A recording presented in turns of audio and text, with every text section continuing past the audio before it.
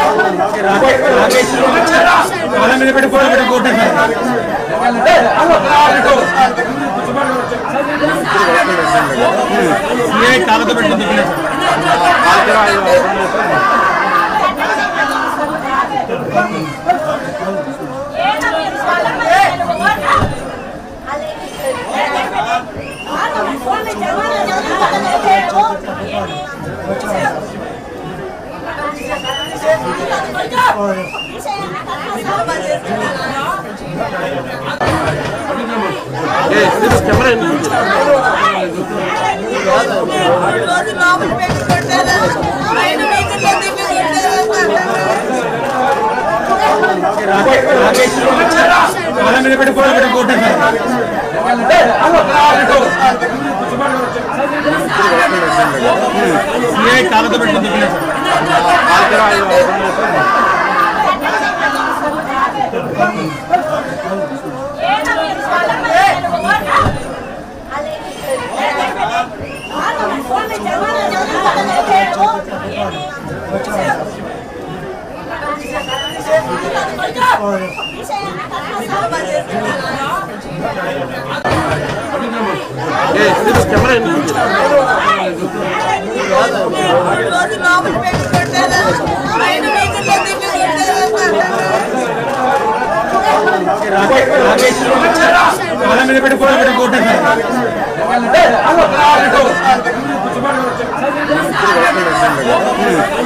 కాలతో పెట్టి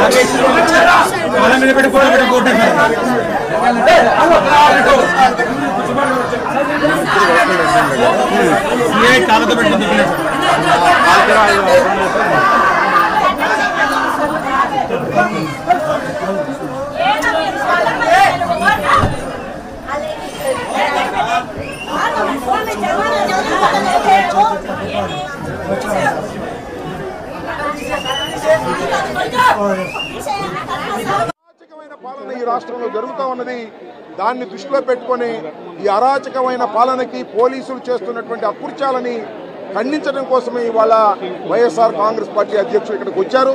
వారి బాధితుల్ని పరామర్శిస్తున్నారు. తర్వాత మిమ్మల్ని మాట్లాడతారు. ఇక్కడ చాలా రూమర్స్ ఫ్లై చేస్తున్నారు పోలీసు వారును, హోంమంత్రి గారు. వాళ్ళు అలాంటి వాళ్ళు ఇలాంటి వాళ్ళు అని. ఎవరు ఎలాంటి వాళ్ళైనా కోర్టు చూసుకుంటుంది, న్యాయస్థానాలు చూసుకుంటుంది, పోలీసులు కాదు. పోలీసులకు ఆ పవర్ లేదు. పోలీసులు కేసులుంటే కొట్టేయటం, రౌడీ షీట్లు పెట్టేయటం అనేది చాలా దుర్మార్గమైనటువంటి అంశం. ఈ దుర్మార్గమైనటువంటి అంశాన్ని భారత రాజ్యాంగానికి వ్యతిరేకమైంది కాబట్టి దాన్ని ఖండించాలనే ఉద్దేశంతోనే ఇవాళ మేమందరం తరలి వచ్చాం. సాక్షాత్తు జగన్మోహన్ రెడ్డి గారి తరలి వచ్చి వారి కుటుంబ సభ్యులందరినీ కూడా పరామర్శిస్తున్నారు. ఆ ముగ్గురిని కోర్టులో ప్రొడ్యూస్ చేశారు. ఆ ముగ్గురికి కూడా బెయిల్ వచ్చింది. ఆ ముగ్గురు బయట ఉన్నారు. దీనిలో చిత్రం ఏంటంటే జాన్ విక్టర్ అనే వ్యక్తి ఈయన అడ్వకేట్, కోర్టుకు వెళ్తున్నాడు, జూనియర్ అడ్వకేట్. ఆయన పట్టు కొట్టేశారు పోలీసులు.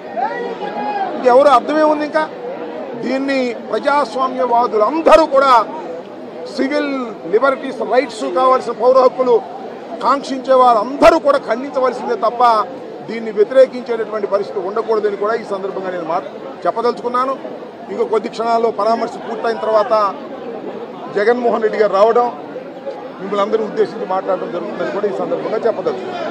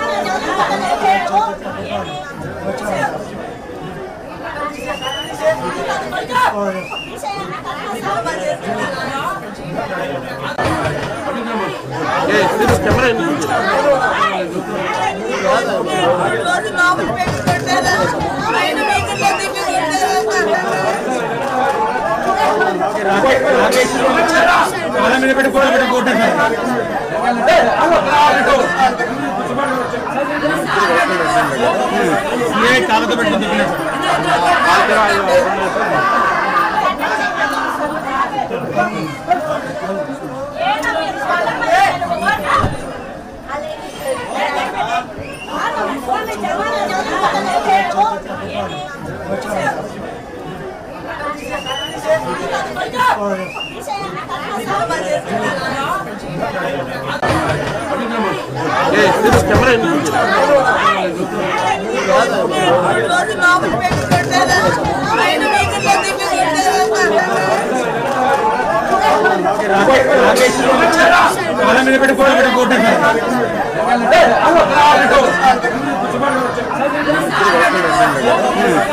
కాలతో పెట్టుకుంది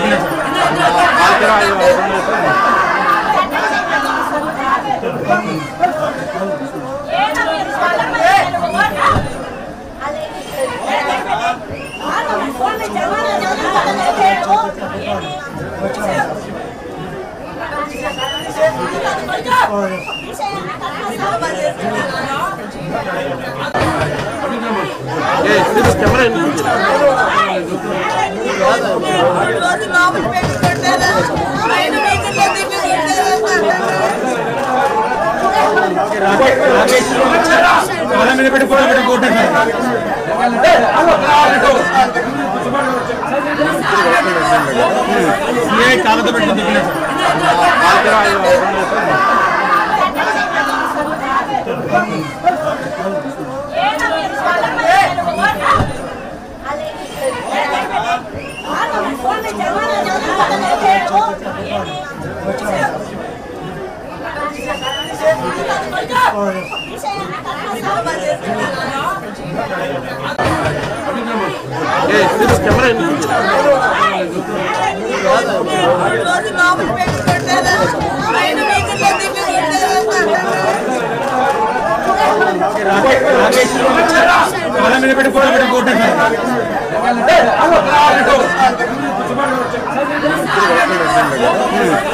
కాలతో పెట్టుకుంది కాలతో పెట్టుకుంది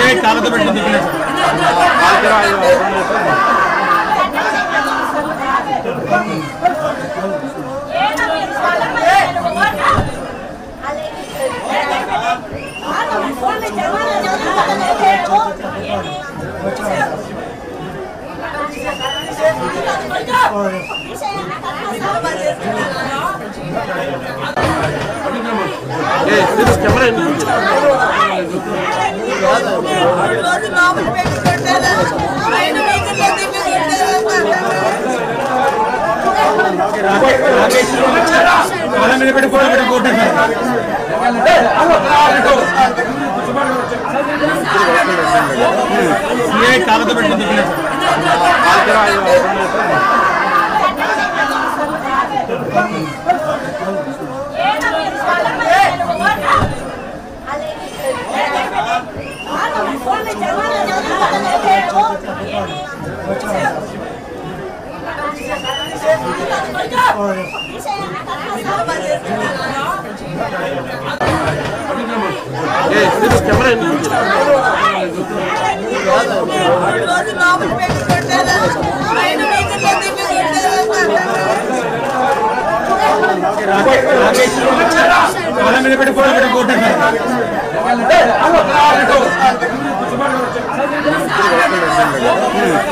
కాలతో పెట్టుకుంది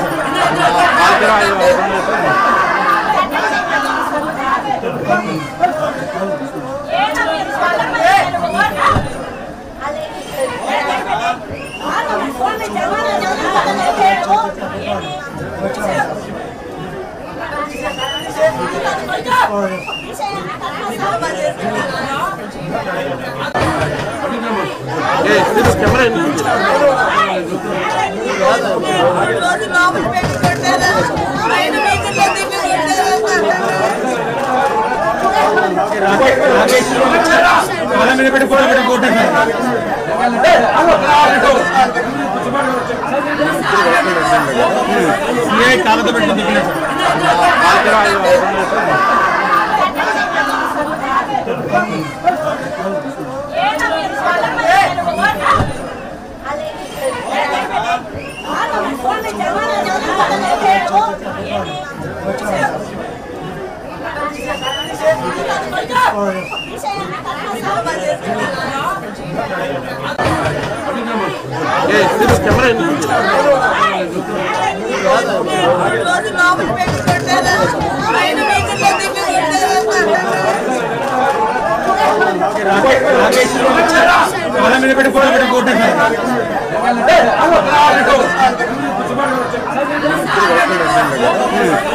కాలతో పెట్టి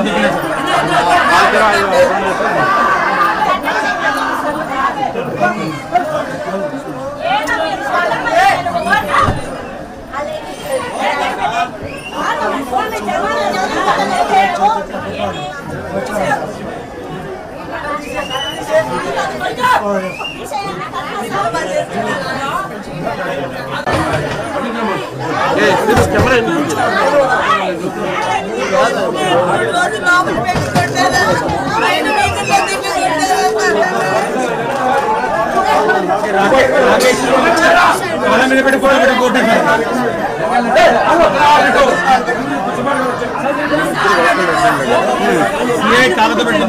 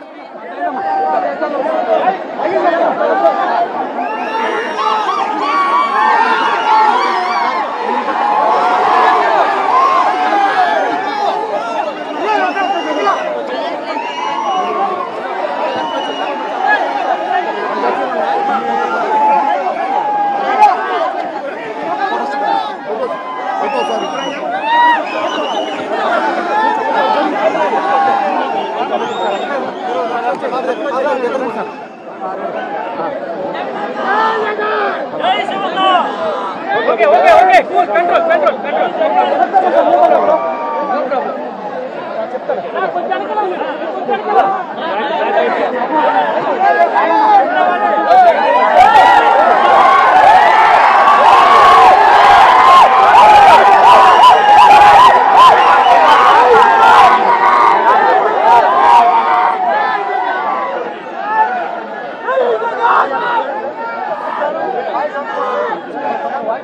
No problem. Silence.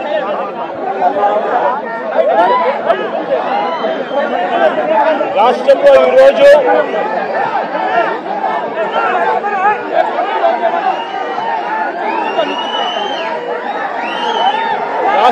ఈరోజు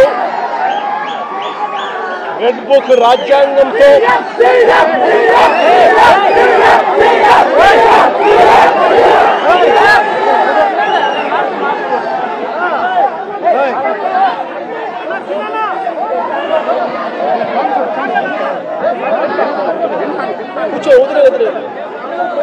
రాష్ట్రంలో ఈరోజు రెడ్ బుక్ రాజ్యాంగంతో ఏ రకంగా అదుపు తప్పిపోతే పోలీస్ వ్యవస్థ ఎంతగా దిగజారిపోతుంది అని చెప్పడానికి నిదర్శనం ఈరోజు తెనాలిలో మన కళ్ళ ఎదుటే కనిపిస్తా ఉన్న సత్యం. ఈరోజు నిజంగా ఈ ఘటన చూస్తే ఎలాంటి దారుణమైన పరిస్థితులు కనిపిస్తాయి అని అంటే, ఈరోజు రాష్ట్రంలో జరుగుతా ఉన్న అనేక సంఘటనలు ఒకసారి గమనించినట్లయితే ఆ ప్రతి సంఘటన కూడా ఏ రకంగా చంద్రబాబు నాయుడు గారు ఆయన పార్టీ రెడ్ బుక్ రాజ్యాంగం తీసుకొని వచ్చి పోలీసు వ్యవస్థను దుర్వినియోగం చేస్తూ తనకు వ్యతిరేకంగా ఏ గొంతు వినిపించినా కూడా ఆ గొంతును అణగదొక్కే కార్యక్రమంలో భాగంగా ఏ రకంగా చంద్రబాబు నాయుడు గారు దగ్గరుండి వైఎస్ఆర్సీపీకి సంబంధించిన మాజీ మంత్రుల మీద, మాజీ ఎమ్మెల్యేల మీద, నాయకుల మీద, కార్యకర్తల మీద, సోషల్ మీడియా కార్యకర్తల మీద ఏ రకంగా తప్పుడు కేసులు పెడతా ఉన్నాడు, ఏ రకంగా తప్పుడు సాక్ష్యాలు సృష్టిస్తూ ఉన్నాడు, ఏ రకంగా వాళ్ళని జైళ్ళల్లో పెడతా ఉన్నారు, ఏ రకంగా చట్టాన్ని చేతిలోకి తీసుకోవడం ఒక పరిపాటిగా మారిపోయింది అనడానికి ఈరోజు రాష్ట్రంలో జరుగుతూ ఉన్న రెడ్ బుక్ రాజ్యాంగం మన కళ్ళ ఎదుటే కనిపిస్తూ ఉన్న సత్యం. ఆ రకంగా రెడ్ బుక్ రాజ్యాంగాన్ని ఉపయోగపెడుతూ అదుపు తప్పిపోతే పోలీస్ వ్యవస్థ, ఆ పోలీస్ వ్యవస్థ ఎలాంటి వికృత రూపం దాలుస్తుంది అని చెప్పడానికి నిదర్శనం ఈరోజు తెనాలిలో జరిగిన ఘటన.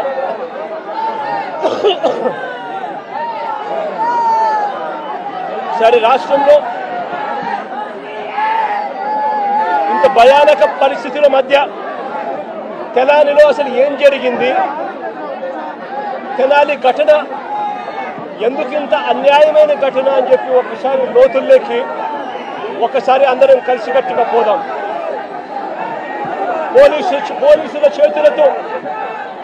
పోలీసుల చేతిలో దెబ్బలు తిన్నవారు రాకేష్ అనే పిల్లోడు, దోమా రాకేష్ అనే పిల్లాడు, ఇంకొక పిల్లోడు షేబ్రోలు జాన్ విక్టర్ అనే పిల్లోడు, ఇంకొక పిల్లోడు కరీముల్లా అని.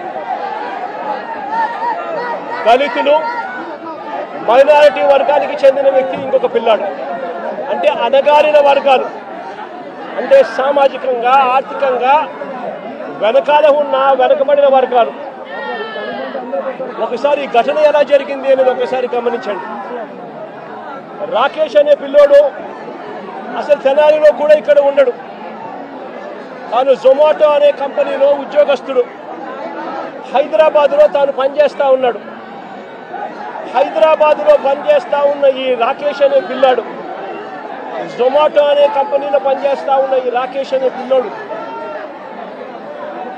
తనకు ఏదో పాత కేసుకు సంబంధించి, వీళ్ళంతా యంగ్స్టర్స్, చిన్ననాటి సమయంలో వీళ్ళకి ఏదో పాత గొడవలు, పాత ఏదో గొడవల నేపథ్యంలో ఉన్న కేసుల మధ్య ఈ పిల్లాడికి సంబంధించిన ఒక పాత కేసులో వాయిదా కోసం మాత్రమే ఈ పిల్లాడు తెనాలికి వచ్చినాడు.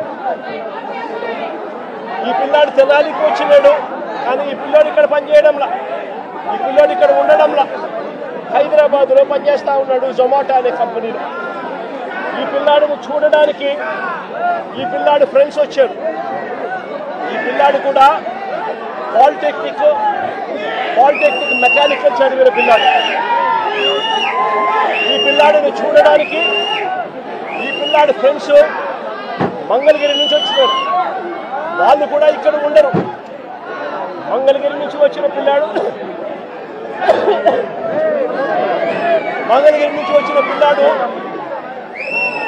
విక్టర్ అనే పిల్లాడు. ఈ విక్టర్ అనే పిల్లాడు జూనియర్ అడ్వకేట్. ఈ విక్టర్ అనే పిల్లాడు జూనియర్ అడ్వకేట్. ఈ జాన్ విక్టర్ అనే పిల్లాడు జూనియర్ అడ్వకేట్. ఈ పిల్లాడు బార్ కౌన్సిల్లో రిజిస్టర్ అయిన సర్టిఫికేట్. జూనియర్ అడ్వకేట్ గా ప్రాక్టీస్ చేస్తా ఉన్న ఈ పిల్లాడు చూడడానికి ఈ పిల్లాడు వచ్చాడు. ఈ పిల్లాడితో పాటు మంగళగిరి నుంచి కరీముల్లా అనే పిల్లాడు, ఇంకొక యంగ్స్టర్ 21 సంవత్సరాల ఆ పిల్లాడికి. ఇంకొక యంగ్స్టర్ అక్కడికి తాను కూడా స్థలాల్లో ఉండడు, తాను కూడా మంగళగిరిలో ఉంటాడు. ఈ Babulal otherwise known as Karimullah ఒక మెకానిక్ పిల్లాడు. ఈ పిల్లాడు కూడా ఫ్రెండ్ కాబట్టి తాను చూడడానికి వచ్చాడు. వీళ్ళు ముగ్గురు స్నేహపూరితంగా కలవడానికి వస్తే ఇక్కడ వీళ్ళు వచ్చే టయానికి ఇదే ఐతానగర్లో అంబేద్కర్ విగ్రహం వద్ద అదే సమయంలో సివిల్ డ్రెస్ లో ఉన్న తాను కానిస్టేబుల్ అనే సంగతి కూడా ఎవరికి తెలియదు. తాను సివిల్ డ్రెస్ లో తాను ఉన్నాడు. ఆ కానిస్టేబుల్ ఎవరితోనో గొడవ పడతా ఉన్నాడు. వీళ్ళ ఏరియాకి వచ్చి అంబేద్కర్ స్టాచ్యూ దగ్గర ఎవరో ముఖం తెలియని వ్యక్తి సివిల్ డ్రెస్ లో ఎవరితోనో గొడవ పడతా ఉంటే వీళ్ళు గొడవలో ఇన్వాల్వ్ అయ్యి ఆపడానికి ప్రయత్నం చేశారు. ఎందుకు మా ఏరియాకి వచ్చి ఇక్కడ గొడవ పడతా ఉన్నావు అని చెప్పి అడిగినారు. అంతే, అది వీళ్ళు చేసిన తప్పు. జాన్ విక్టర్కి సంబంధించిన బైక్ కీసు లాక్కునే కార్యక్రమం చేశాడు ఆ కానిస్టేబుల్. ఆ సివిల్ డ్రెస్ లో ఉన్న కానిస్టేబుల్ అని కూడా ఎవరికి తెలియదు. జాన్ విక్టర్కి సంబంధించిన ఫోన్ లాక్కునే కార్యక్రమం చేశాడు. మా ఎందుకు తీసుకుంటున్నాడు అని మళ్ళీ మరుసటి రోజు, ఇది జరిగింది ఏప్రిల్ 24వ తారీఖున. ఏప్రిల్ 25వ తారీఖున అంటే మరుసటి రోజున ఎంతటి దారుణం జరిగిందో ఒక్కసారి గమనించమని అడుగుతా ఉన్నా. మరుసటి రోజున 25వ తారీఖున ఇదే కానిస్టేబుల్ ఈయనతో పాటు మరికొందరు పోలీసులు ఏకంగా మంగళగిరికి వెళ్ళారు. మంగళగిరికి వెళ్ళి విక్టర్ను అంటే జూనియర్ అడ్వకేట్ను, అదే మాదిరిగా కరీముల్లాను, వీళ్ళిద్దరిని కొట్టుకుంటూ తీసుకొచ్చారు. వెహికల్లో కొట్టుకుంటూ తీసుకొచ్చి ఆ రోజు రాత్రి తెనాలి టూ టౌన్ పోలీస్ స్టేషన్లో రాత్రి అంతా కూడా వీళ్ళను కొట్టారు. అంటే 25వ తారీఖున రాత్రి అంతా కూడా వీళ్ళని కొట్టారు. కొట్టిన తర్వాత ఏప్రిల్ 26వ తారీఖున అంటే మరుసటి రోజు 24న ఘటన జరిగింది. 25న తీసుకొచ్చారు. 25న స్టేషన్లో వేసి కొట్టారు. 26వ తారీఖున స్టేషన్కు దగ్గరలోనే ఉన్న ఐతానగర్ రోడ్డు మీదకు తీసుకెళ్లి రోడ్డు మీద మళ్ళీ కొట్టారు. రోడ్డు మీద ఈ పిల్లల్ని మళ్ళీ తీసుకొని పోయి షేమింగ్ చేస్తూ అంటే వీళ్ళ పరువు ప్రతిష్టలతో ఆడుకుంటూ వీళ్ళను రోడ్డు మీదకి తీసుకొని వచ్చి కొట్టడం జరిగింది. ఇదే ఘటన తెనాలి టూ టౌన్ సిఐతో పాటు పక్కనే ఉన్న మరో పోలీస్ స్టేషన్ సిఐ కూడా వీళ్ళను కొట్టిన వారిలో వీళ్ళిద్దరూ ఉన్నారు. దీనికి సంబంధించి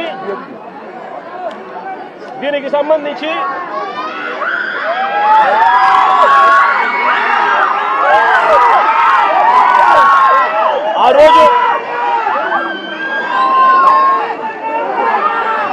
అతి కిరాతకంగా నడి రోడ్డు మీద అతి కిరాతకంగా నడి రోడ్డు మీద వీళ్ళ పరువు ప్రతిష్టను తీస్తూ నడి రోడ్డు మీద అతి కిరాతకంగా పోలీసులు కొట్టిన తీరు ఇది.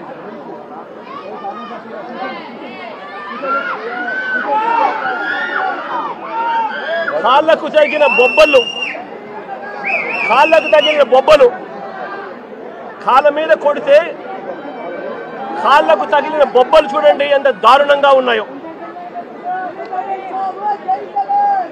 ఇది జరిగిన తర్వాత మళ్ళీ స్టేషన్కి తీసుకెళ్లి మళ్ళీ 27వ తారీఖున అంటే మరుసటి రోజు మళ్ళీ ఐతానగర్ లింగారం సెంటర్లో అంటే ఇంకొక రోడ్డు సెంటర్లోకి మళ్ళీ 2వ రోడ్ సెంటర్లోకి మళ్ళీ తీసుకెళ్లి పట్ట పగలే మళ్ళీ రోడ్డు మీద రెండోసారి కొట్టారు. రోడ్డు మీద మళ్ళీ రెండోసారి అతి కిరాతకంగా కొట్టారు. కొట్టడమే కాకుండా 3 రోజుల నుంచి వీళ్ళు స్టేషన్లోనే ఉంటారు, వీళ్ళ పోలీసులు అదుపులోనే ఉంటారు. 25వ తారీఖున తీసుకొచ్చారు, 26వ తారీఖున వాళ్ళ దగ్గరే పెట్టుకున్నారు, 26వ తారీఖున రోడ్డు మీద కొట్టారు, రాత్రంతా వాళ్ళ దగ్గర పెట్టుకున్నారు, 27వ తారీఖున మళ్ళీ ఇంకో రోడ్డు దగ్గరికి తీసుకొచ్చారు. అంటే 3 రోజులు వాళ్ళ అధీనంలోనే ఉన్నప్పుడు వీళ్ళు నడు రోడ్డు మీదకి తీసుకొచ్చి విక్టర్ జోబీలో అంటే జూనియర్ అడ్వకేట్ జోబీలో ఒక కత్తి వీళ్ళే పెట్టి ఇద్దరు విఆర్ఓలను అక్కడికి పిలిచి మారణాయుధం విక్టర్ జోబీలో ఉన్నట్టుగా పంచనామా రాసుకున్నారు. నేను అడుగుతా ఉన్నా, 3 రోజులు మీరు స్టేషన్లో పెట్టుకున్నారు, 25, 26 మీ దగ్గరే పెట్టుకున్న వ్యక్తిని 27వ తారీఖున రోడ్డు మీదకి మళ్ళీ 2వ సెంటర్లోకి తీసుకొని వచ్చి అక్కడ విక్టర్ జోబీలో కత్తి ఉంది అని చెప్పి విఆర్ఓలను అక్కడికి పిలిపించి విక్టర్ జోబీలో నుంచి కత్తి తీయించి విక్టర్ దగ్గర మారణాయుధం ఉందని పంచనామా రాయించినారు. మరుసటి రోజు అంటే అక్కడ కూడా కొట్టడం జరిగింది. ఆ తర్వాత మరుసటి రోజు అంటే ఏప్రిల్ 28వ తారీఖున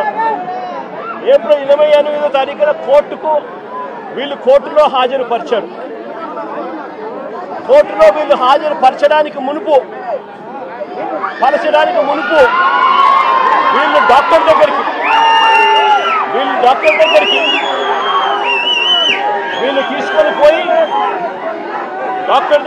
తీసుకొని పోయి డాక్టర్ దగ్గర వీళ్ళు ఇంత దారుణంగా దెబ్బలు తగిన వ్యక్తులు ఇంత దారుణంగా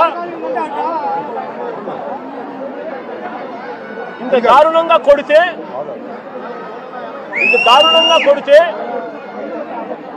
పాదాలు ఇంత దారుణంగా దెబ్బతింటే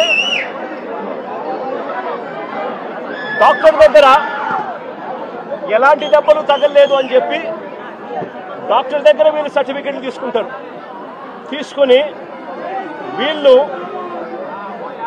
28వ తారీఖున కోర్టులో హాజరుపరుస్తారు.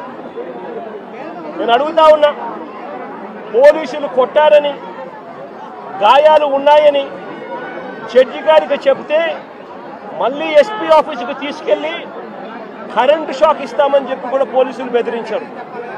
నేను అడుగుతా ఉన్నా, ఏ సమాజంలో మనం ఉన్నాము అని చెప్పి. ఏప్రిల్ 24వ తారీఖున తనపై హత్యాయత్నం చేశారని కానిస్టేబుల్ మరుసటి రోజు ఉదయం 10 గంటల వరకు ఎందుకు ఆగారు అని అడుగుతా ఉన్నా. వీళ్ళు చెప్పే పోలీసులు చెప్పే మాటలు వాస్తవమే అయితే 24వ తారీఖున ఘటన జరిగితే మరుసటి రోజు 25వ తారీఖున పొద్దున 10 గంటల దాకా తనపై హత్యాయత్నం చేయడానికి ప్రయత్నం జరిగింది అని పోలీస్ కానిస్టేబుల్ ఎందుకు మరుసటి రోజు ఉదయం వరకు ఎందుకు ఆగారు, ఎందుకు చెప్పలేదు అని అడుగుతా ఉన్నా. పైగా ఈ పోలీస్ స్టేషన్ కేవలం కిలోమీటర్ దూరంలో ఈ అంబేద్కర్ విగ్రహానికి ఎక్కడైతే ఘటన జరిగిందో అక్కడికి కేవలం కిలోమీటర్ దూరంలోనే పోలీస్ స్టేషన్ ఉంది. నేను అడుగుతా ఉన్నా, అసలు సివిల్ డ్రెస్లో ఆ ముగ్గురు దగ్గర సివిల్ డ్రెస్లో కానిస్టేబుల్ ఈ అంబేద్కర్ విగ్రహం దగ్గరికి ఎందుకు వచ్చాడు అడుగుతా ఉన్నా. Logical question. వచ్చిన ఈ కానిస్టేబుల్ ఈ ముగ్గురు పిల్లలతో ఎందుకు గొడవ పడ్డాడు అని అడుగుతా ఉన్నా.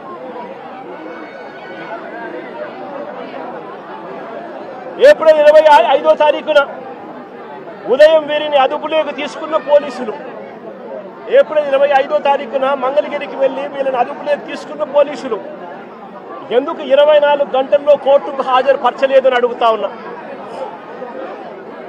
ఎవరినైనా అరెస్ట్ చేస్తే 24 గంటల్లో కోర్టు ముందర హాజరుపరచాలి అని చట్టం చెప్తా ఉన్నప్పుడు ఎందుకు 24 గంటల్లో హాజరుపరచలేదు అని చెప్పి ఇదే పోలీసులను గట్టిగా నిలదీస్తూ అడుగుతా ఉన్నా. ఇది చట్టాన్ని ఉల్లంఘించినట్టు కాదా అని అడుగుతా ఉన్నా.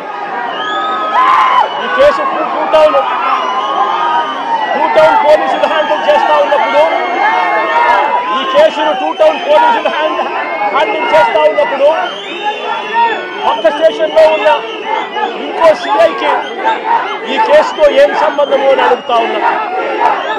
ఎందుకు పక్క స్టేషన్లో ఉన్న ఇంకో సిఐ కూడా ఇలా వచ్చి కొట్టే కార్యక్రమంలో ఎందుకు పాలు పంచుకున్నాడు అని అడుగుతా ఉన్నా. అతను కూడా వీరిని దారుణంగా కొట్టే పనిలో ఎందుకు దిగాడు అని అడుగుతా ఉన్నా. కోర్టు కన్నా ముందు, కోర్టుకు ప్రవేశపెట్టే ముందు వీరిని హాస్పిటల్కు ఎందుకు తీసుకెళ్లారు అని అడుగుతా ఉన్నా. కోర్టుకు ప్రవేశపెట్టే ముందు వీరిని హాస్పిటల్కు ఎందుకు తీసుకొని పోవాల్సి వచ్చింది అని అడుగుతా ఉన్నా.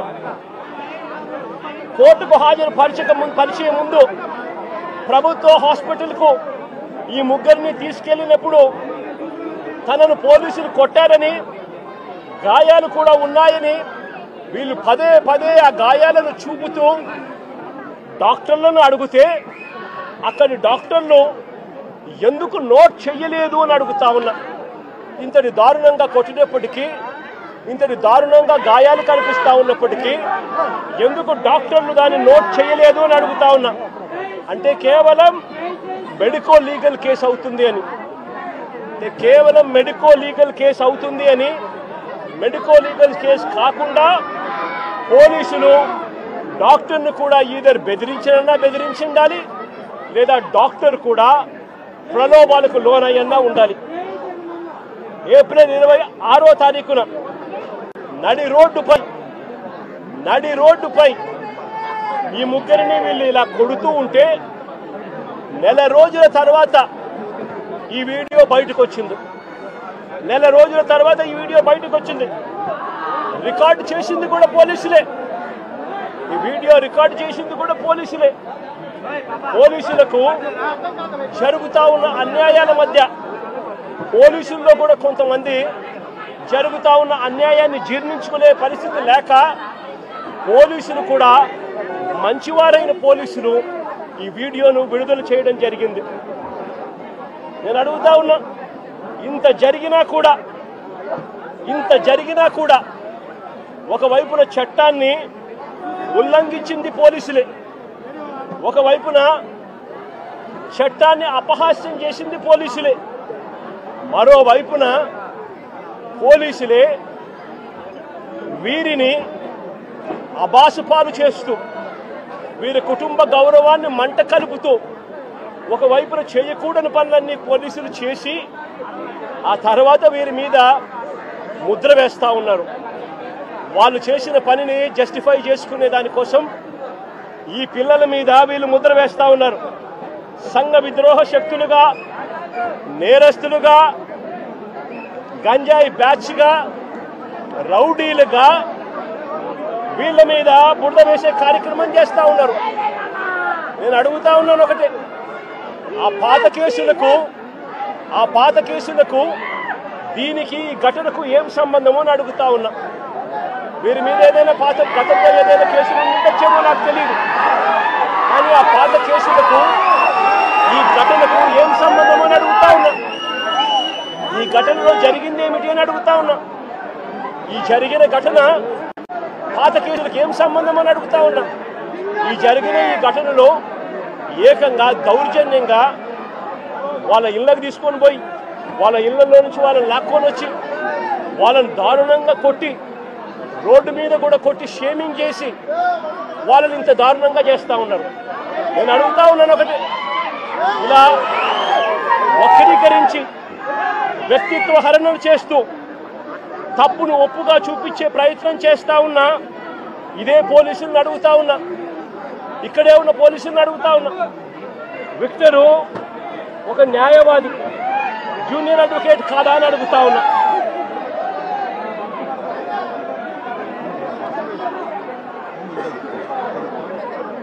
జూనియర్ అడ్వకేట్ కాదా అని అడుగుతా ఉన్నా. ఈ విక్టర్ అనే పిల్లాడు జూనియర్ అడ్వకేట్ కాదా అని అడుగుతా ఉన్నా. ఈ పాప విక్టర్ చెల్లెలు, రాకేష్ చెల్లెలు ఈ పాప ఇంజనీర్.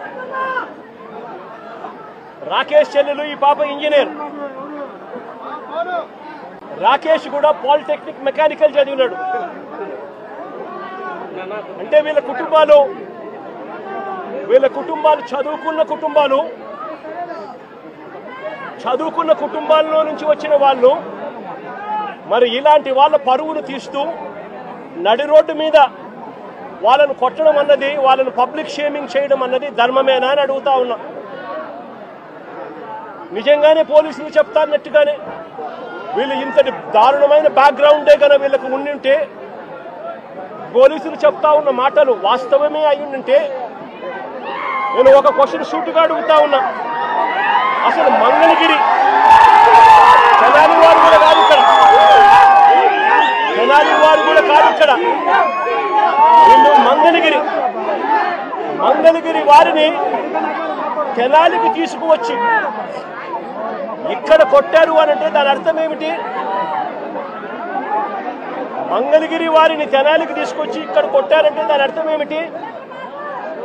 అంటే దాని అర్థం పోలీసులు చెప్తా ఉన్నటన్ని అవాస్తవాలు అని చెప్పడానికి ఇంతకన్నా నిదర్శనం అవసరమా అని అడుగుతా ఉన్నా. మంగళగిరి వాళ్ళని తెనాలికి తీసుకొని వచ్చి తెనాలి పోలీసులు కొట్టారు అని అంటే దాని అర్థం మంగళగిరిలో ఉన్న వీళ్ళపై ఉన్న కేసులు పెద్ద కేసులు కావనే కదా దాని అర్థం. అవన్నీ వక్రీకరిస్తూ వీళ్ళు ఇప్పుడు వాడుకుంటున్నారనే కదా దాని అర్థము. మరో వ్యక్తి కరీముల్లా మెకానిక్. అసలు ఈ పిల్లాడు 21 సంవత్సరాలు. ఈ పిల్లాడి మీద ఎలాంటి కేసులు లేవు, ఈ పిల్లాడి మీద. ఇంకో ఆశ్చర్యకరమైన విషయం ఏమిటో తెలుసా? ఈ ముగ్గురి మీద కూడా అంటే రాకేష్ మీద, విక్టర్ మీద, కరీముల్లా మీద, ఈ ముగ్గురి మీద కూడా రౌడీ షూటర్లుగా ఎప్పుడు రౌడీ షూటర్లుగా వీళ్ళని నమోదు చేశారో తెలుసా? ఈ ఘటన జరిగిన తర్వాత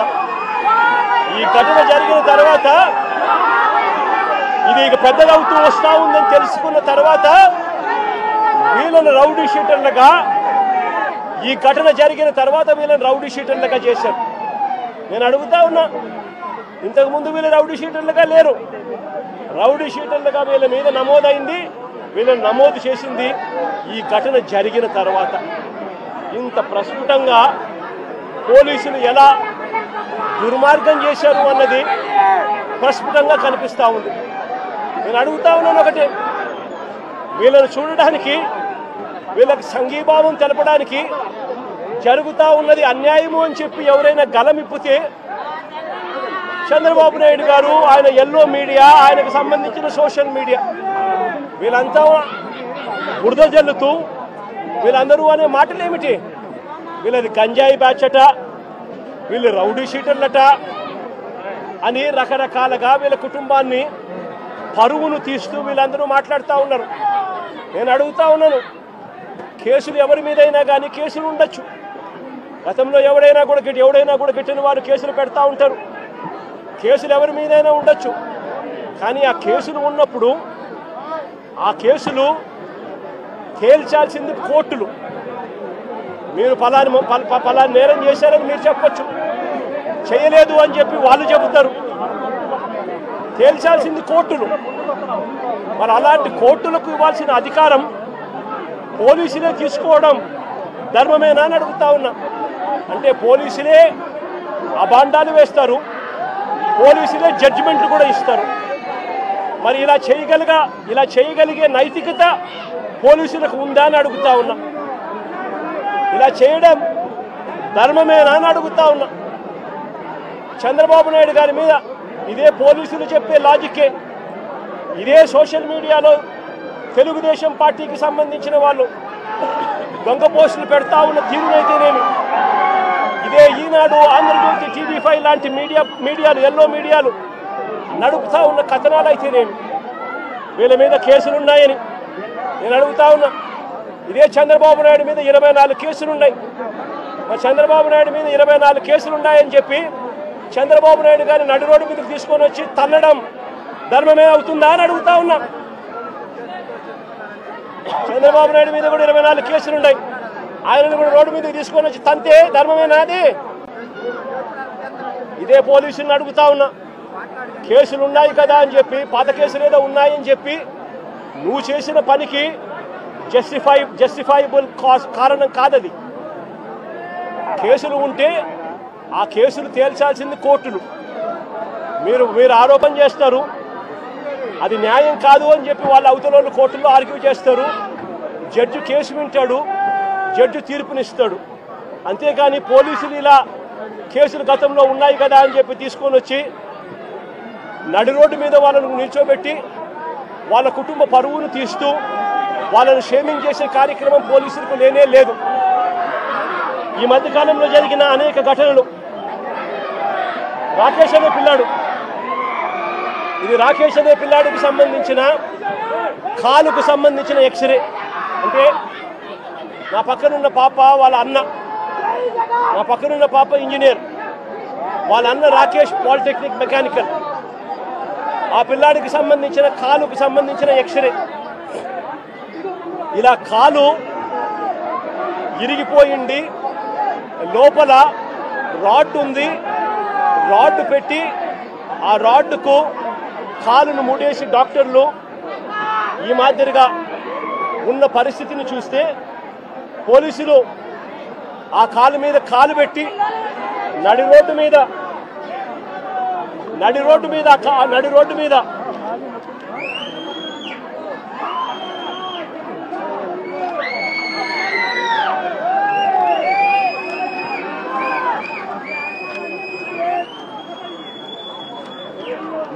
మీద ఆ పోలీసు కాలు తొక్కుతూ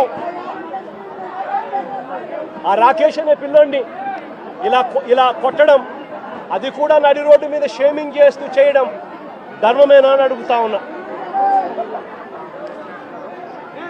హరి అనే వ్యక్తి,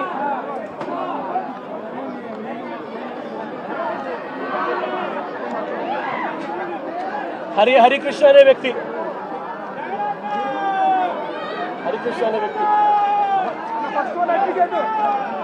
అనే వ్యక్తి ఈ వ్యక్తి మీద ఈ మధ్య కాలంలోనే దాచేపల్లిలో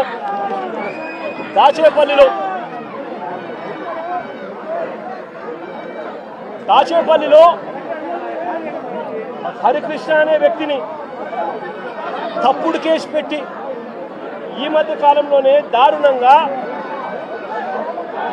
సిఐ క్వార్టర్స్ లో పడేస్తే ఇంత దారుణంగా కొట్టి పడేస్తే వారి తల్లిదండ్రులు గ్రామస్తులు వచ్చి ఆందోళన చేసి ఈ పిల్లాడిని రక్షించుకున్నారు. ఈ కేసులో కూడా ఎలాంటి గాయాలు జరగలేదని, ఎలాంటి గాయాలు ఆ పిల్లాడికి రాలేదని డాక్టర్లు దొంగ సర్టిఫికెట్ కూడా ఇప్పించుకున్నారు. ఆ పిల్లాడు ఈ రోజు కూడా నడవలేని పరిస్థితిలోనే ఆ పిల్లాడు ఉన్నాడు. రాజమండ్రిలో పులిసాగర్ అనే సోషల్ మీడియా యాక్టివిస్టు, రాజమండ్రిలో పులి వీరన్న అనే పులిసాగర్, రాజమండ్రిలో పులిసాగర్ అనే సోషల్ మీడియా యాక్టివిస్టు ఈ పిల్లాడు కూడా దళితుడే. ఈ పిల్లాడిని కూడా ఇదే మాదిరిగానే పోలీస్ స్టేషన్లో అగ్ననగ్నంగా ఈ పిల్లాడిని రాత్రంతా పెట్టారు. రాత్రంతా చిత్రహింసలు పెట్టారు.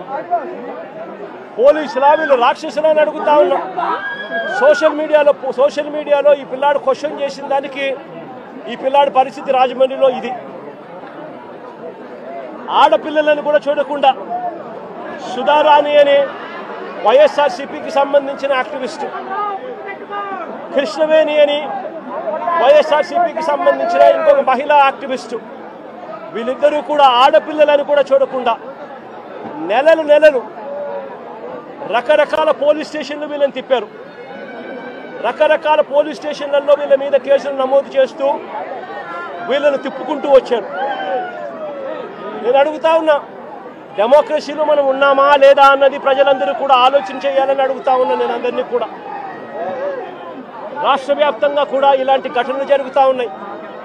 పోలీసులు తెలుగుదేశం పార్టీకి సంబంధించిన రెడ్ బుక్ రాజ్యాంగాన్ని అమలు చేయడంలో నిమగ్నమై ఉన్నారు. మొట్టమొదటిసారిగా రాష్ట్రంలో ఈరోజు చూస్తూ ఉన్నాం. తెలుగుదేశం పార్టీ సాక్షాత్తు సిఐల్ని, సాక్షాత్తు డిఎస్పీల్ని, సాక్షాత్తు ఎస్ఐల్ని ఉపయోగించుకుంటూ పోలీసులను కలెక్షన్ ఏజెంట్లుగా వాడుకుంటా ఉన్నారు. ఎమ్మెల్యేలు వ్యాపారం చేస్తారు. మద్యం దగ్గర నుంచి, ఇసుక దగ్గర నుంచి, మట్టి దగ్గర నుంచి, నియోజకవర్గంలో జరుగుతూ ఉన్న ప్యాకాట క్లబ్బుల నుంచి అన్నింటిలోనూ కూడా ఎమ్మెల్యేలు దగ్గరుండి నడిపిస్తారు. పోలీసులు దగ్గరుండి వాళ్ళకు ప్రొటెక్షన్ ఇస్తారు. దగ్గరుండి పోలీసులు వాళ్ళ దగ్గర నుంచి మామూలు వసూలు చేస్తూ ఉన్నారు. మామూలు వసూలు చేసి పోలీసులు ఇంత, ఎమ్మెల్యేలు ఇంత, చంద్రబాబుకి ఇంత, లోకేష్కి ఇంత అని చెప్పి పంపకాలు జరుగుతూ ఉన్నాయి.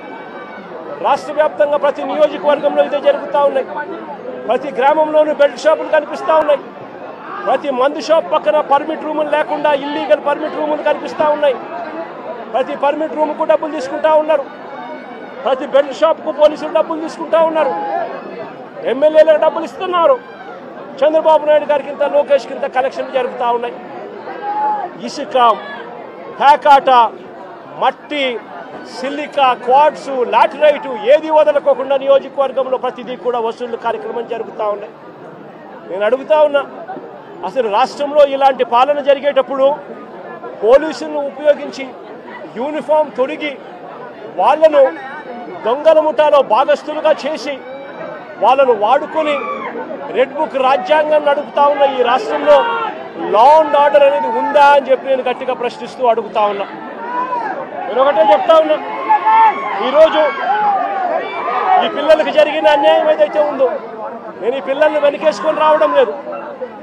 పిల్లలు అన్నాక వీళ్ళు వయసులో ఉన్నప్పుడు ఏదేదో కేసులు పడిండొచ్చు, గొడవలు జరిగిండొచ్చు, కేసులు పడిండొచ్చు, కేసులు ఉండిండొచ్చు. ఆ కేసుల్లో ఎవరిది న్యాయము, ఎవరిది ధర్మము అని చెప్పి నాకు తెలియదు. నేను దాన్ని వెనకేసుకొని రావడం లేదు. కానీ ఒక పద్ధతి అనేది ఒకటి ఉంది అనేది మాత్రం ఖచ్చితంగా చెప్తా ఉన్నా. ఆరోపణలు చేసే వ్యక్తులే జడ్జిల కింద మారిపోకూడదు అని మాత్రం గట్టిగా చెప్తా ఉన్నా. ఆరోపణలు చేయడం మీద ఆరోపణలు మీరు చేసినప్పుడు జడ్జిలుగా ఉన్న కోర్టులు ఇరువైపులా వాదనలు విన్న తర్వాత ఎవరిది అన్యాయము, ఎవరిది న్యాయము అని చెప్పి వాళ్ళు కోర్టుల్లో తీర్పులు ఇస్తారు. ఆ తీర్పు ఇచ్చేదాకా కేసులున్న ప్రతి ఒక్కరూ ముద్దాయి అయిపోడు అన్నది మాత్రం ఖచ్చితంగా గట్టిగా చెప్తా ఉన్నా. అలా కేసులు గతంలో ఉన్నాయి అని చెప్పి ఒక కారణం చూపించి నడిరోడ్డు మీద తీసుకొని వచ్చి నడిరోడ్డు మీద వాళ్ళ కుటుంబాన్ని, వాళ్ళ పరువు ప్రతిష్టలను, వాళ్ళందరినీ కూడా కరువు ప్రతిష్టలను మట్టి కలుపుతూ నడి రోడ్డు మీద వాళ్ళని కొట్టే అధికారం పోలీసులకు ఎవరిచ్చారు అని మాత్రం గట్టిగా ప్రశ్నిస్తూ అడుగుతా ఉన్నా. ఇప్పుడు ఈ పాప పెళ్లి కావాల్సిన పాప, ఈ పాప ఇంజనీర్, ఇదే కుటుంబంలో ఉంది. వీళ్ళ కుటుంబానికి సంబంధించిన పరువు ఎవరు తీసుకొని ఇస్తారు అని చెప్పి నేను అడుగుతా ఉన్నా. ఈ రకంగా వీళ్ళ కుటుంబాలతో ఆడుకోవడం ధర్మమేనా అని మాత్రం ఖచ్చితంగా అడుగుతా ఉన్నా. రాకేష్ చెల్లెలు engineer, Victor junior advocate, Victor చెల్లెలు కూడా ఇంజనీర్. విక్టర్ వాళ్ళ నాన్న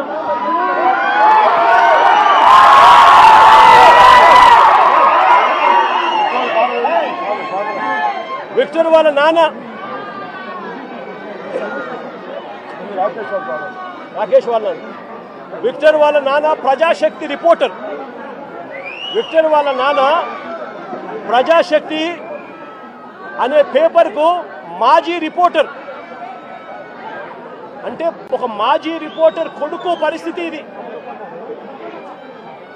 ఒక మాజీ రిపోర్టర్ కొడుకు పరిస్థితి ఇది. రాకేష్ అనే పిల్లోడు అసలు ఇక్కడ లేడు, హైదరాబాద్లో ఉద్యోగం చేసుకుంటా ఉన్నాడు, జొమాటో అనే కంపెనీలో ఉద్యోగం చేసుకుంటా ఉన్నాడు. ఆ పిల్లాడు ఇక్కడికి వచ్చినప్పుడు జరిగిన ఘటనలో ఆ పిల్లాడిని బ్రాండింగ్ చేసి ఆ పిల్లాడి కుటుంబాన్ని పరువును కూడా తీస్తా ఉన్నారు. ధర్మమేనా అన్నది ప్రతి ఒక్కరూ కూడా ఆలోచన చేయమని కోరుతా ఉన్నారు. లా అండ్ ఆర్డర్ పూర్తిగా కుప్పకూలిన పరిస్థితుల మధ్య చంద్రబాబు నాయుడు గారి ప్రభుత్వంలో ప్రతి వ్యవస్థ నీరుగారిన పరిస్థితుల మధ్య స్కూళ్లు దిగజారిపోయాయి. పిల్లలకు ఇవ్వాల్సిన ఫీజు రీయింబర్స్మెంట్ బకాయిలు ఇవ్వడం లేదు. సంవత్సరం దాటిపోయింది, స్కూళ్లు పట్టించుకోవడం లేదు. విద్యారంగం పూర్తిగా నాశనం అయిపోయింది. వైద్య రంగం పూర్తిగా దివాలా తీసింది. నెట్వర్క్ హాస్పిటల్కు నెలకు 300 కోట్ల రూపాయలు ఖర్చు అవుతుంది. 12 నెలలు అయిపోయింది. 12 నెలలు ఇంటూ 300 3,600 కోట్ల రూపాయలు పైచిలకు వాళ్ళకి బకాయిలు ఉన్నారు.